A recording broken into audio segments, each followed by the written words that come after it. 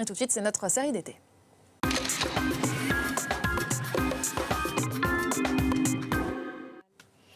Et Pascal Le Vaubien, on continue de visiter l'île d'Ouessant. Nature, promenade, phare, plage, activités nautiques, c'est un véritable paradis pour touristes. La preuve avec Julia Van Est et Clotilde Lazare.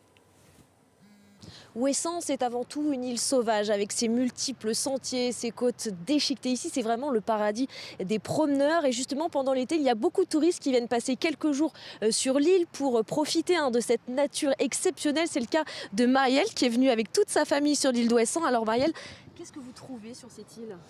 On trouve vraiment la nature à l'état brut. Donc, par exemple, la mer qui est déchaînée là aujourd'hui, la végétation, la faune qui est vraiment brute, quoi. Enfin, voilà, pas du tout de culture ou très peu.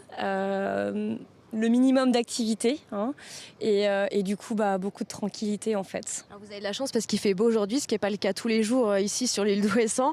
Ouais. Ici on se trouve justement donc à l'ouest de l'île et juste derrière moi vous pouvez le voir, il y a le phare de Créages. Ce phare est très connu puisque c'est le plus puissant d'Europe. En fait, ces lumières sont tellement fortes qu'elles sont visibles jusqu'en Angleterre.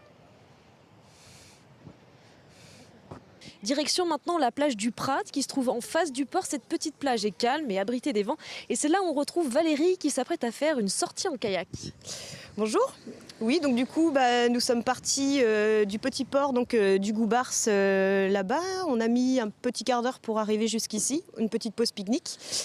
Et puis là, nous allons repartir. Donc on va retourner vers le port pour les 14 heures à peu près. Et on va faire un petit tour. Donc on va aller voir l'abbaye Bourbon qui est juste derrière là-bas. Et les petits voiliers qui sont dans le port. Et puis voilà.